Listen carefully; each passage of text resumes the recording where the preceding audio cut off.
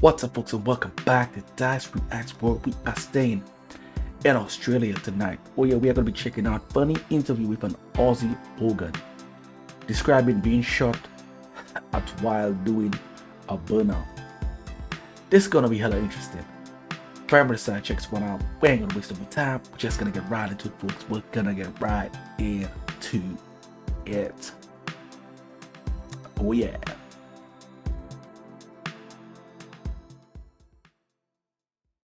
This car copped the brunt of one neighbour's fury. It was around 10:30 last night when a long-running neighbourhood dispute on Wright Road turned violent. Come outside, jumped in my car in, gone and ripped it up the road.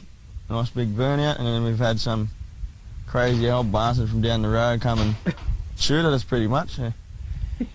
Pumped two into my windscreen, one into the radiator, one into the bumper, and then one into the house. One at me while I was on the deck. Damn. A 61-year-old man who lives two doors up had had enough of 23-year-old Shane Tenhagas and his hooning ways. Was he saying anything to you? You mother think you're deadly? And that's it. That's all he said, and then he's just shot everything in sight. Shane chased the neighbour home, but that's when it took a nastier turn. Shane claims the neighbour pointed.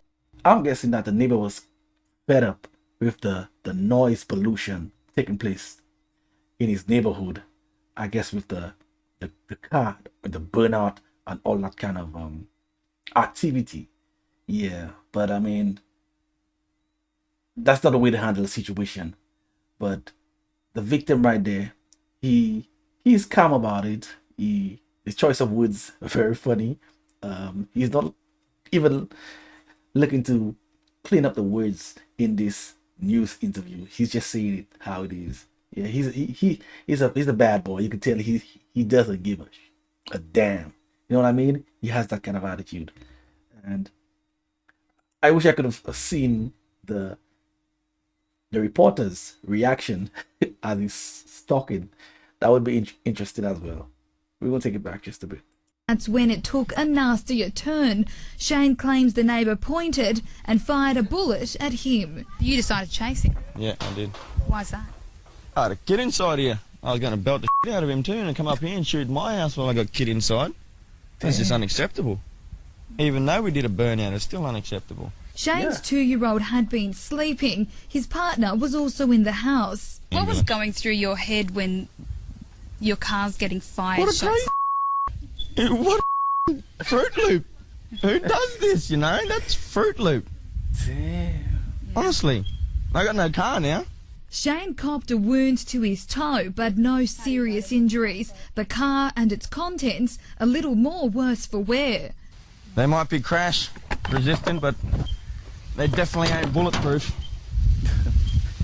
Neighbours have told 9 News that burnouts are constantly being performed along this street, and they understand why the 61-year-old man finally exploded. We got a lot of traffic coming down here. We've got kids and school buses and animals, so now I can understand why people are getting a bit annoyed. But Shane says he's not the only culprit. Burnouts happen out here all the time. It's a regular thing. It's not me. It's not just me. There's a lot of young people out here that do it, and I'm getting shot. And it's not the first time Shane's hobby has put him in the firing line. Only last week, his floodlight copped a bullet from the same disgruntled neighbour. What? They're ringing me up going, there's someone here shooting the house, and then I came back to no window and the floodlight blown. Why did he do it that time? Mate did a burning outside. A fad that's sure to live on in this street. Police have arrested the 61-year-old man, but he's yet to be charged. Hannah Dawkins, 9 News. I did a recent video in terms of the rights to bear arms in Australia, and I know it was taken away for the most part, but I thought it was in the early 2000s. But in the video that I watched, I don't think I posted it as yet. It's blocked. Yes, I don't think I posted it as yet.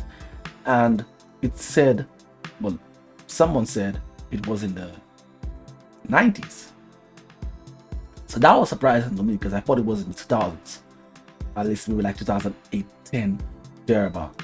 Is it certain parts of Australia where citizens can still have easy access in terms of owning, like gun ownership, or was this in the time period where it was just being, I mean, the law was just being passed all across Australia?